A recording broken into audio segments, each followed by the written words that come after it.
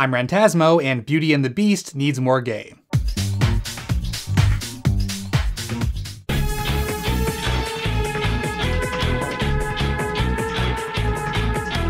For as long as there has been feminism and queer theory, there have been people arguing over whether or not something is sufficiently feminist and/or queer. Case in point, the original Beauty and the Beast fairy tale has alternately been interpreted as both a criticism and a defense of arranged marriages. Is it about a woman exercising personal agency, defying social norms and standards of beauty to be with the person she loves? Or is it about accepting your lot in life, and how maybe if you just got to know the guy who threatened to kill your dad, you'd actually really like him?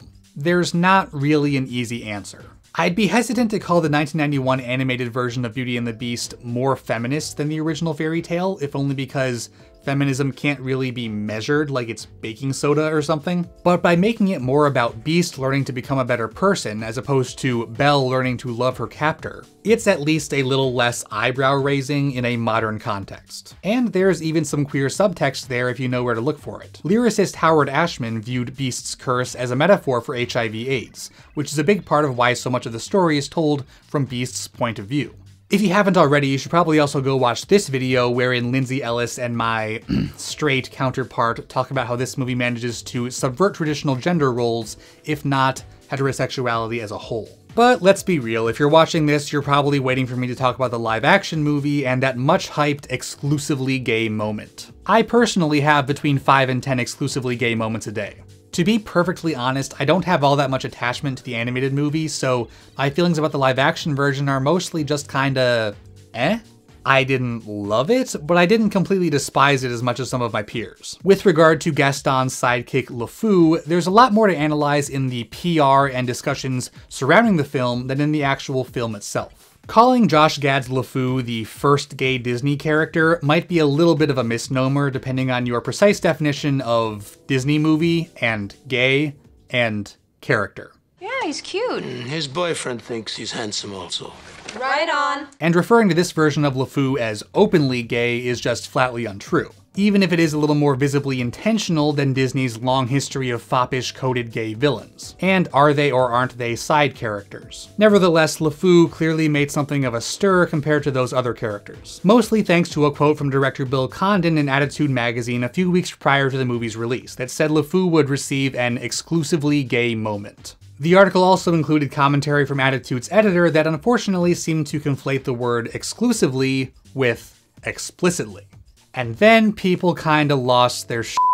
A lot of people seem to take issue with Disney's quote-unquote first gay character being not only a villain, but a sycophantic sidekick to the main villain. I can understand that concern, but as we eventually saw, Josh Gad's LeFou has a bit more depth than the animated version. And he even gets a bit of a redemption arc, which I think definitely helps. Some have also said that Gad played LeFou as overly flamboyant and effeminate, but I don't really see that either. I think that's kinda just how Josh Gad talks. If anything, his performance felt a little more subdued than usual. And even if it hadn't been, I don't think there's anything particularly wrong with a gay character being effeminate. If you saw the movie, you know that the actual gay moment wasn't really anything worth making a fuss over. I don't have a clip of it, so just use your mind's eye here. At the end of the movie, everyone's dancing, LeFou is dancing with a woman, and then everyone switches partners and LeFou ends up dancing with a guy, and they look in each other's eyes for like a second.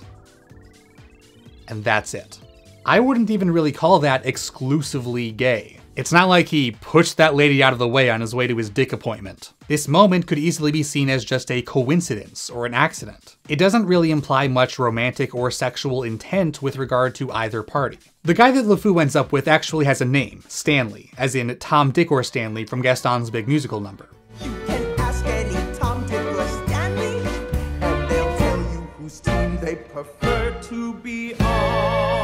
And Stanley gets a moment earlier in the movie that I would argue is actually a more explicit acknowledgement of gayness. During the big climactic fight scene, there's a part that's based on a scene from the animated version, where the wardrobe dresses up Tom, Dick, and Stanley in drag. Tom and Dick run away in horror, but Stanley just gives the wardrobe this look like, "Yes, queen, I am serving up makeover forcibly administered by enchanted furniture realness." It was, in all honesty, my favorite part of the movie. I've seen hand-wringing from a few people about how not all gay men are drag queens and that this scene is conflating gayness with cross-dressing, but that's kind of a reach. No, drag and gayness aren't exactly the same thing, but drag is a pretty big part of gay culture, and a gay man enjoying drag is not outside the realm of reason. But back to LeFou. A lot of people seem concerned with whether LeFou is a good gay representation or a bad gay representation. And I personally feel like this is kind of the wrong question. Representation isn't a zero-sum game. There's room for dynamic lead gay characters, flat background characters, heroes, villains,